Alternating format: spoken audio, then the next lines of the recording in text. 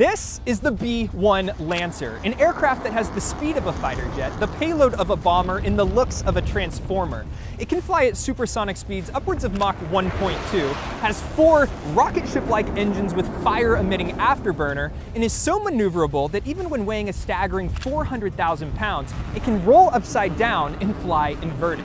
And despite its nearly 150 feet in length, the B-1 was designed to carry only 2 things: fuel and bombs. Well, today I'm out here at Dyess Air Force Base with the 7th Bomb Wing to take you up close to this incredible aircraft. And by the end of this video, I can promise you one thing. You'll know why the B-1 Lancer is considered by many to be one of the most powerful aircraft to ever fly.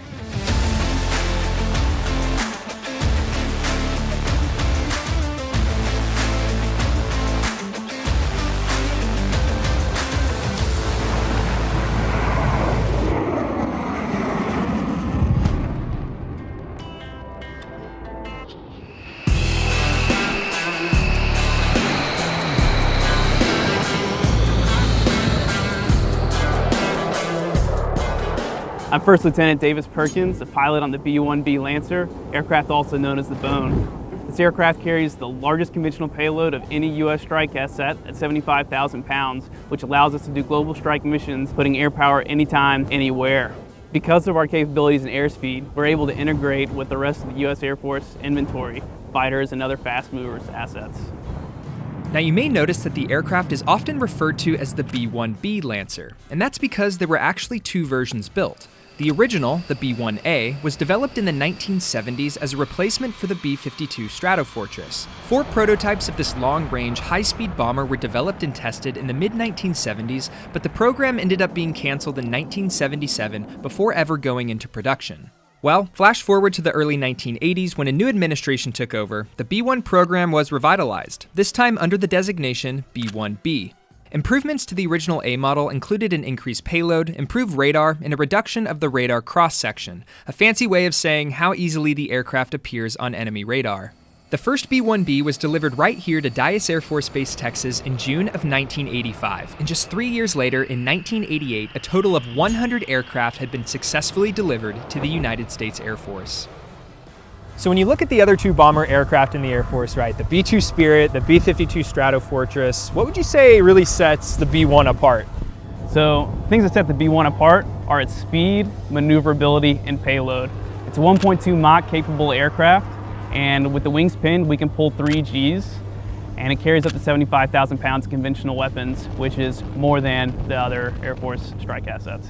Now, one of the most iconic features of the B-1 can be found right here with the wings. The B-1 was built with what are known as variable swept wings, meaning the wings can actually move and reposition during flight. This is a feature you may recognize from fighter aircraft like the F-14 Tomcat. For most airplanes, wing designs are trade-offs. You either design the wing for low-speed stability, high-speed performance, or something sort of in the middle. And for many aircraft with a singular mission, that works just fine. But for something like the B-1, with a mission that requires it to go both fast and slow, be able to maneuver and have high stability, flexibility in the wing configuration allows massive advantages to the different missions the aircraft is able to perform. During takeoff, landings, and other slow-speed flight, the B-1's wings are extended out to increase lift and drag in what's known as full forward, with the wings almost perpendicular to the body of the aircraft. Then when the aircraft speeds up, especially during supersonic flight, the wings pivot to the rear in what's known as full sweep, giving the B-1 an almost delta wing-like appearance for full maneuverability. So the variable wings on the B-1 can sweep anywhere from 15 degrees, which is full forward, or all the way to 67.5, which is wings full aft, or as we like to call them, wings pinned. At 15 degrees, which is full forward the way you see the configuration now, this is where we put the wings for takeoff and landing or slow flight, basically whenever we want to use the least amount of fuel to stay airborne, or we want to fly the slowest airspeed possible. Cruise will actually bump back 10 degrees to 25 degrees wing, which is our most efficient for our max range configuration, and then for actual weapons employment, we'll sweep back to between 45 and 67, depending on the style of mission we're doing. With the wings full aft at 67.5 degrees, we can actually are quite maneuverable, and the jet flies like a fighter at low altitude, so it's pretty fun to fly. Now, I think everyone's favorite feature on the Bone are these engines right here. We've probably all seen the shots of the B-1 taking off, full burner, engines rattling, fire coming out the back. It's just crazy to me that they put like fighter jet-like engines on the back of a bomber. So from a pilot's perspective, what's it like to fly with these things? What can you tell us about that performance? It's incredible. It's a ton of fun. When you're in the airspace and you plug all four into max, which is full burner, you can just feel the kick in your pants and you can just watch your airspeed just scroll up as you just speed up. Each engine makes about 15,009 pounds of thrust at mil power, which is our highest power setting out of afterburner. Once you go into burner and push it all the way up to max, each engine's making about 30,000. So it's about 120,000 pounds of thrust in full afterburner. Now, another cool feature is actually right behind the engines, and I've always found this fascinating, right? The rolling stabilizers. Can you talk a little bit about their design and what they allow the B1 to do? Sure, so the rolling stab or split stab actually allows each side of the horizontal stab to move independently. So if you can imagine, if you're looking at the jet from the back, you'll have one doing this while the other does this. And what that does for us is it plays into that maneuverability factor I talked about earlier that sets us apart from other global strike assets, in that it gives us a lot more roll authority. So our spoilers that we have in the wing, since we don't have ailerons, we use spoilers to spoil the lift, and that'll drop the wing on either side. At high speeds, those spoilers aren't as efficient and they don't provide as much roll authority just because they get blown back. So the stab kind of takes over at that point, and we're going really fast, full burner, with the wings pinned. That's when we need that extra roll authority that the split stab gives us. Now, the typical crew for a B1 mission includes 4 total personnel. Your standard pilot and co-pilot, but also 2 WISOs, which stands for Weapons Systems Officer. Their role, just like their name indicates, is to operate the weapons systems on the B1, in addition to integrating with the pilots to help ensure that they have good situational awareness at all times. All right, hey, I'm Lane Musgrave, and I'm a Weapons Systems Officer on the B1 Lancer. So we're dual qualified as an offensive systems operator or a defensive systems operator. On the offensive side, we're responsible for weapons employment, sensor operation, navigation, and communication. And then on the defensive side, we're responsible for managing our defensive avionics system, deploy expendables, and managing all of our receive and transmit capabilities. All right, so for a weapons systems officer, the main things we're focused on are our sensors and our weapons. So as you can see, we've got a radar on the front, it's the APQ-164. We've also got our advanced sniper targeting pod. And then we have 3 weapons bays that can be configured to carry different types of weapons depending on our mission set.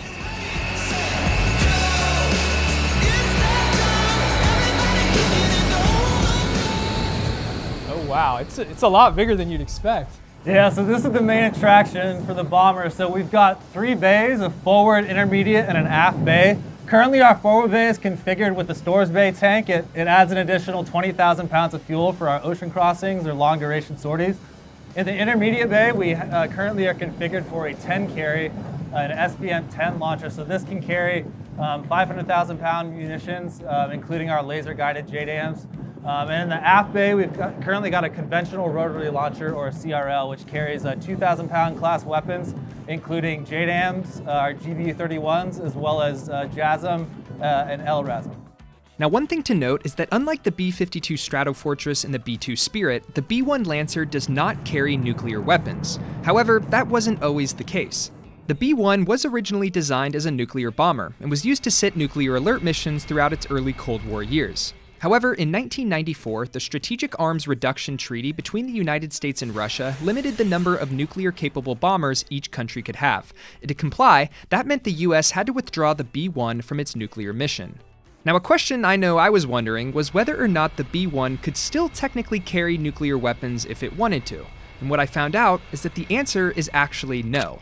Once the START treaty was signed, the aircraft was physically modified to remove the special wiring and external hardpoints that made carrying nuclear weapons possible. So even though this aircraft is nearly 150 feet long and has a wingspan of 137 feet, the only way in or out is through this ladder right here on the belly of the aircraft. Like I said earlier, they designed the B-1 to carry 2 things: fuel and bombs. And in order to fit as much of those 2 as possible, that meant cutting out pretty much everything else. So, with that, I say we head up this ladder and go take a look inside the cockpit of the B-1. As I made my way inside the bone for the first time, first impressions were that, yeah, it's definitely tight. Just enough space to get the mission done while leaving as much room as possible for the business end.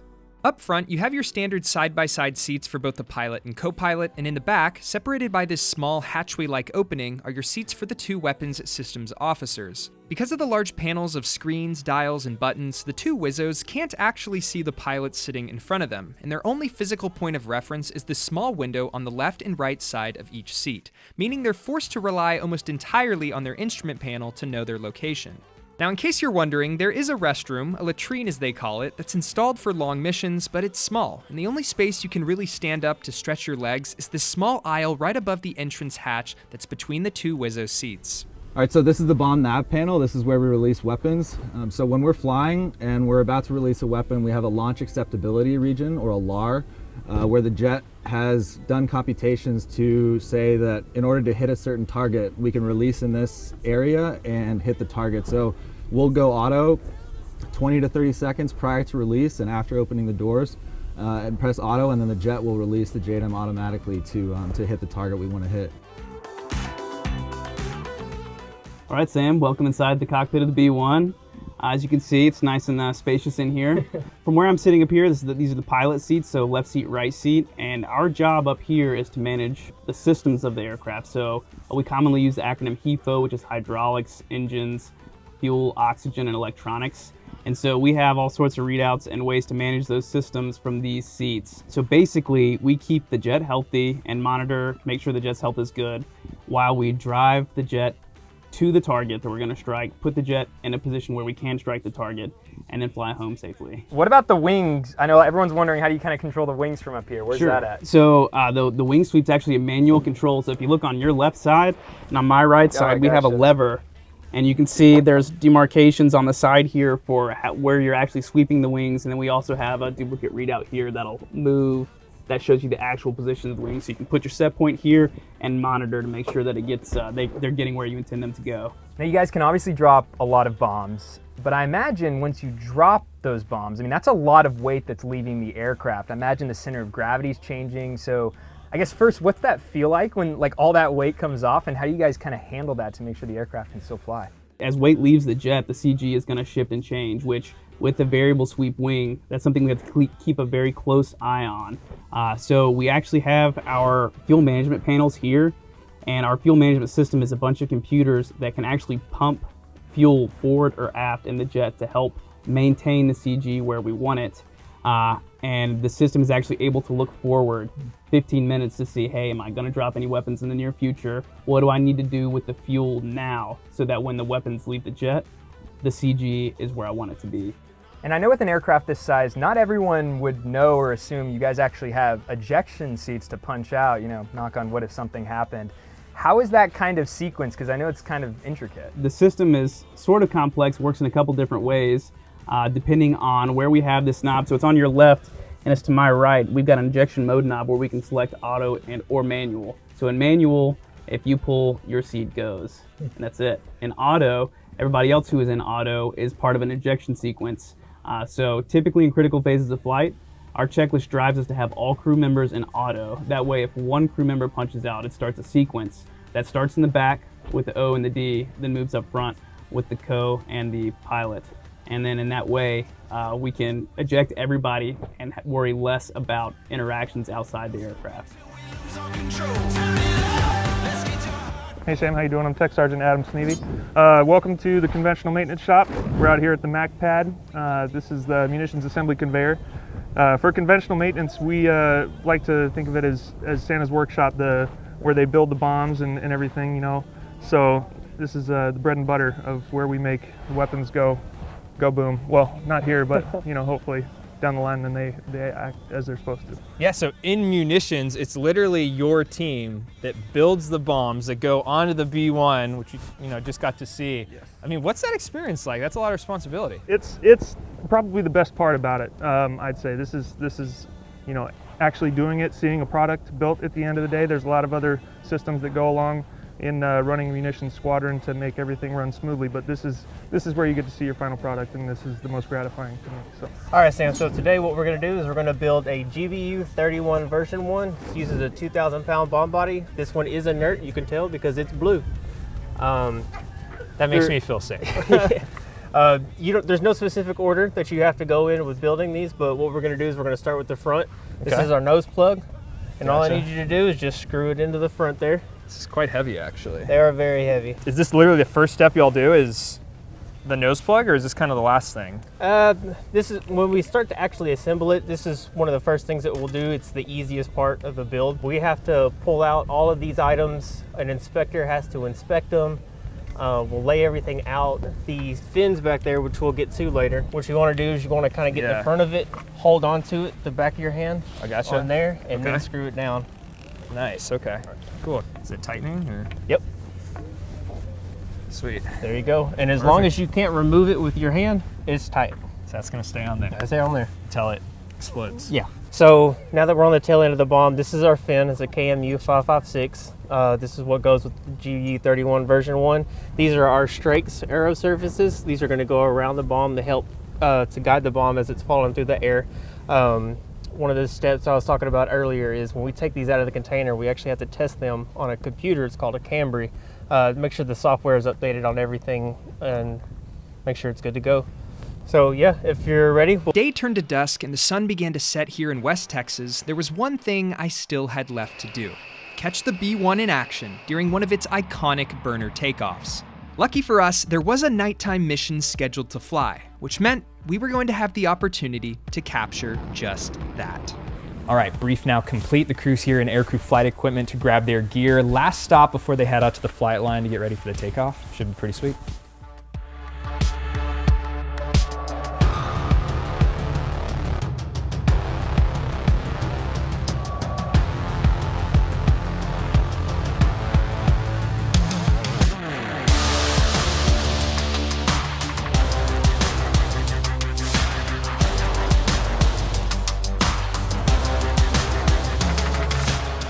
Now, because of the classified nature of the mission, I'm not able to join them for the flight tonight. However, I told you that my goal is to get an up-close shot of the B-1 taking off at night in full afterburners. And the crew has graciously allowed me to join them in the cockpit to get the best seat in the house. So, I've got my headset ready. Why don't you join me? Let's see the B-1 in action.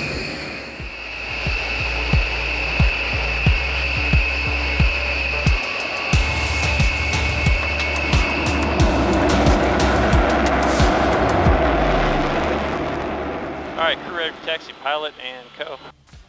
Radio. Ready deep. Alright, you want a taxi? Walk me through it again, yeah. Excellent. So nozzle steering, so just push right to go right, push left to go left. So you see the yellow taxi line in front of us. You can see where it is right now. It's kind of like underneath your left leg. If you draw a line from your eyeballs to your left leg to the line, it's pretty much a straight line. Just keep it right there. Okay, so you push the top of the pedal or just any part of the pedal? Top of the pedal are the brakes if you need to slow down. Okay. And then you just kind of gently push left right on the whole rudder pedal to taxi. So you have the aircraft. All right, my aircraft, there you go. You don't need to hold the stick. Oh yeah. It's a hands-free maneuver. Hands-free, there we go. Is this something that is an acquired learning skill to taxi the B-1 or fairly easy? Going straight ahead is pretty easy. Finessing it into a parking spot takes a couple of reps. When students are learning their first sortie or two, they generally screw it up. Sometimes it's so bad you get sent around, you have to do a victory lap of the parking ramp and try it again. Just watching, I was so impressed, like the turn radius seems pretty tight for an aircraft. We can pretty much pivot on our main gear. Wow. Yeah, the nose wheel will do a full 90 degrees left and right, and then we can use differential thrust. So if we're turning left, we take the number 4 engine, the far right engine, push it up, get a little differential thrust going as well. So to do that quick 180, is it just like a full left press on the pedal or something? Or? Yeah, it'd be a hard left turn, and you'd want to slow way down because any forward speed you have is going to be added into your turn radius. So, do you prefer the night sorties or flying during the day? I love flying at night. That's pretty sweet. ATC's calm, there's no traffic.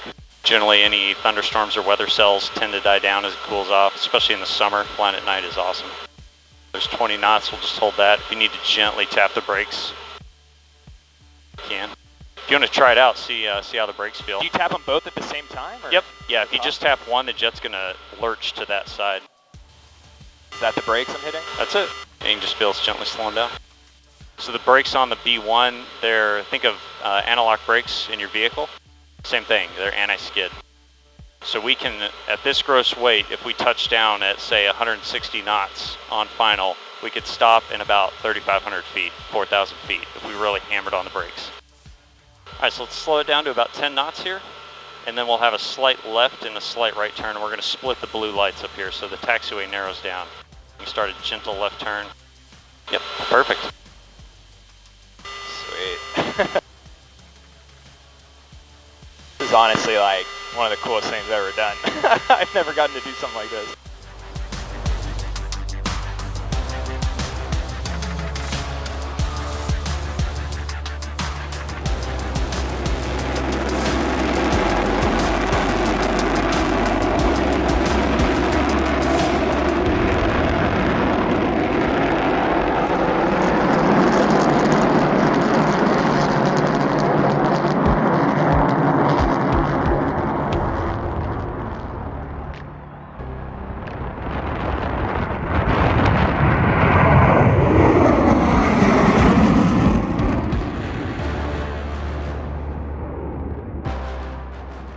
Well, there you go, the mighty B-1 Lancer. Now, we've covered a ton of aircraft on this channel, but there's something about this one that stands out. It's in a class of its own. And I hope you enjoyed following along and learning more about this incredible aircraft. Make sure to subscribe if you haven't already. I don't think I'm going to bed anytime soon based off how loud that was, but I'll make sure to catch you guys in the next video.